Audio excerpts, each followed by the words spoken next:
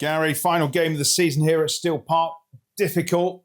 I'm guessing not the best result, not what you wanted. 2-1 defeat here versus Gresley. But the season's come to an end. You finished 8th. It's all about what happened back in 2023. And we've said it so many times. But today's game started well, but just didn't work in the second half somehow. That was, listen, there's a couple of factors.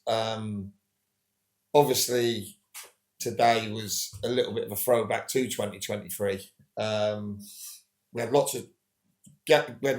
some good chances first half. I felt we could have gone in 2-3-0 up. The first 25 minutes of the second half, I think we was excellent, and we could have again gone in 2-3-4 up.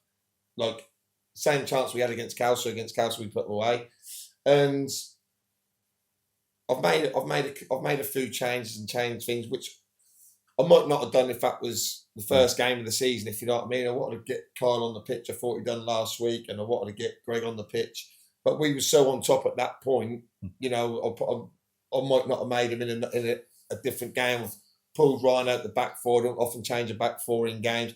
So I've probably made 1 or 2 changes that I wouldn't have changed, just to make everyone, you know, give everyone some game time on the last game and have a look at the youngsters who I think have done really well with us in training. They've showed last week and this week that they can grow with us. And now, obviously, giving them a minute to see how hard they've got to work to get up to speed as well, because that's a different level, and obviously with no reserve team, etc. So there's some good positives, but we've got to take the chances, haven't we? And obviously, when teams stay in games like Gresley did, and Gresley weren't playing. In fact, they wouldn't have played like that if that was the first game of the season. They was leaving 4 up front. They was taking loads of chances. They was leaving loads of space, and they turned it into a basketball match. And we were good enough to, you know, create the chances. We just couldn't take them on the down. I think we've hit the post 2 or 3 times. I think they've had shots blocked off the line 2 or 3 times, a couple of handball shouts, a penalty shout. And obviously they've had 3 shots, Stinny's headed 1 off the line, and they've scored 2 goals. And bit of a sucker punch. And like I say, it was a little bit of a throwback to the start of the season. But over the since Christmas, I think we've lost 2 games before today. I can't fault the lads.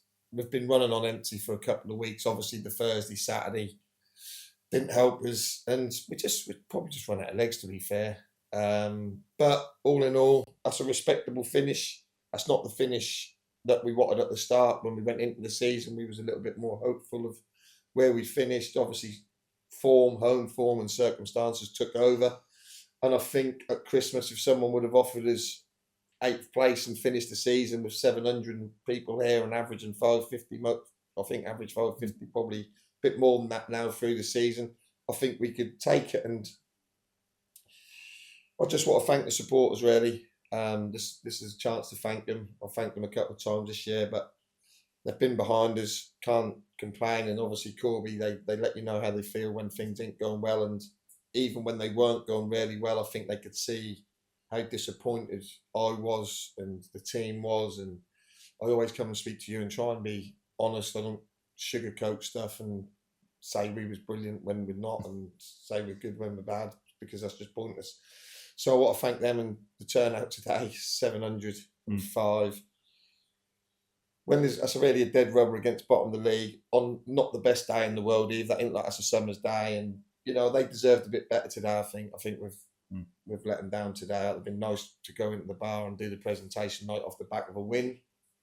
That's not the case, but I think some of the players who have stayed here in difficult circumstances and give everything for the bad. Whether they've been good enough or not been good enough, people have their own opinions on that, but they can't level at us that we're through the towel in this, you know, in games. I think we've only been beat by 1 goal once all season. That was at Bedworth, so we've been competitive. And they've give everything in training, they've give everything in games. You know, like I say, people have their own opinions on whether players are good enough, whether the manager's good enough, whether the team's good enough, etc., etc. That's fine. But I think in the whole, they've seen that we've given everything that we've got, and we've come up short.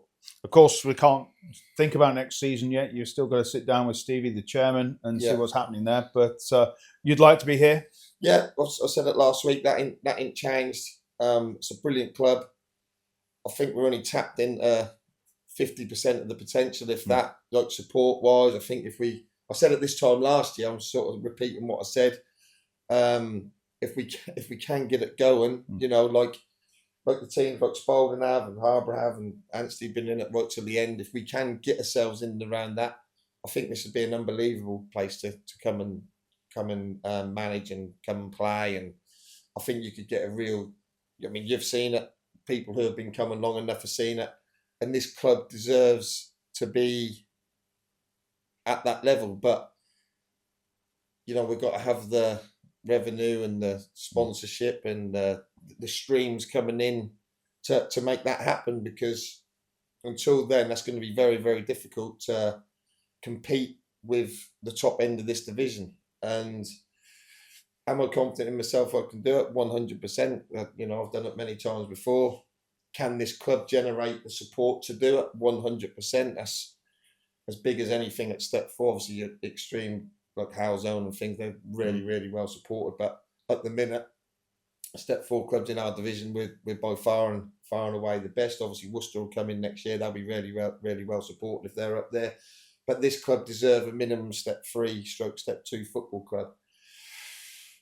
So yeah, hopefully I'll have the chat with James, Paul, Stevie, and hopefully we can do something going forward, and hopefully we can get a squad with enough quality and enough numbers. I think next year that changes where you can use 5 subs next year at our level, which will be a game changer for the bigger club, bigger squads, which will be interesting. None of us have ever done that before, so that'll be a little bit of a learning one for us. I'm not sure if you can make them at different times or whether you've got to do two twos and a one. I'm not sure, but you know, that'll be another dynamic next year. And you know, you need a squad to do that, and you need a squad to compete in the league. And that's no coincidence. The two at the top are the ones with the biggest and the most experience. And you know, we've been able to sign quality players. So hopefully we're in a position where we can do that, and hopefully we can take this club to the level minimum I think that deserve to be at. Just one last remark, Gary. Obviously, you've come into these interviews after each game all season when you've been available and you've been open and honest. And I just want to say from everybody that listens to these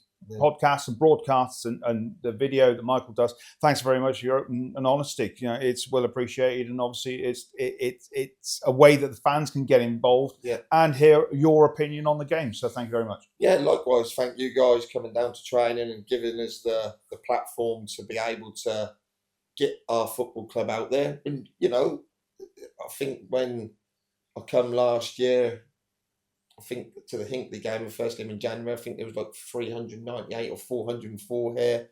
Maybe this content and your content has helped drive the crowds, because obviously certainly early on that weren't what was going on at home on the pitch that was keeping the fans coming. So whether this all helped, I don't know. I think there's probably something in it. But like I say, I'll always be as honest as I can be, and I'll always have time for the people who pay the money. And I also respect people's opinions if they want to vent when they need to vent. That's part and parcel of the game. I'm not one of them who's going to go crying in the office and not come out, or not go show my face in the bar. That's just not me. You know, if supporters I've had good one-on-one chats with supporters this year when things weren't going well.